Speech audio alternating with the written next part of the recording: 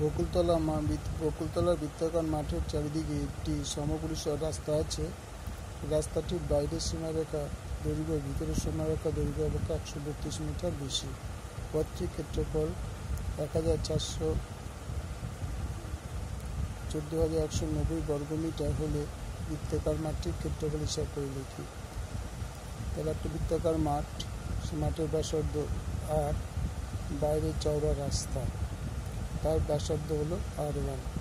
মনে করি বকুলতলা বৃত্তাকার মাঠের ব্যাসার্ধ R একক, রাস্তা সহ বৃত্তাকার মাঠের ব্যাসার্ধ R1 একক। সুতরাং 2πr1 অর্থাৎ বাইরের পরিধি থেকে ভেতরের পরিধিটা বাদ দিলে রাস্তার পরিধি পাওয়া যাবে। 2πr1 - 2πr 132। দুপাশ থেকে পাই কমন নিলে R1 - R 132, বা 2π মানে 44/7, R1 - R 132, বা R1 - R 132 ইন্টু এটা উল্টে এখানে বসে 7/44, 3 দিয়ে কাটাকুটি করলে 3 × 21, R1 - R 21। আবার ক্ষেত্রফলের ফর্মুলা হচ্ছে দুটো ক্ষেত্রফলের পার্থক্য πr1² - πr² 14,190। এখান থেকে পাই কমন নিলে R1² - R 14,190, আর এই পাইটা না 22 সাথে পাশে উল্টে যাবে। R1² - R² 14,190, 7/22 কাটাকুটি হলো 645।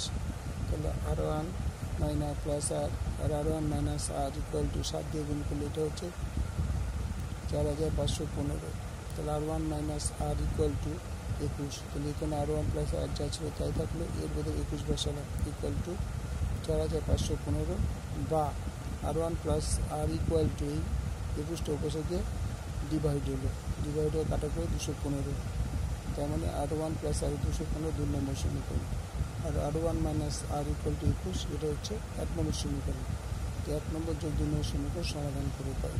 তাহলে R1 plus R 215 by R1 - R 21। তো আমার প্লাস R1 মাইনাস R কেটে গেল, 2R1 236। তাহলে R1 234 দিয়ে রাখলে 118।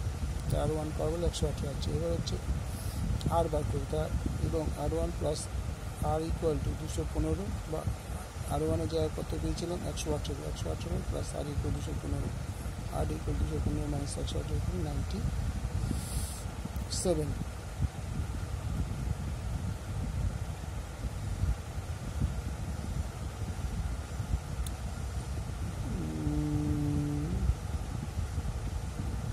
এটা 97। তাহলে ক্ষেত্রফল πr², 22 3টা আর কত পেয়েছি 97 22 গুণ করেছে 206,998/7 ভাগ করে পাওয়া গেল 2,29,571.7 বর্গমিটার। দেখুন অঙ্কটা পুরোটাই একবার।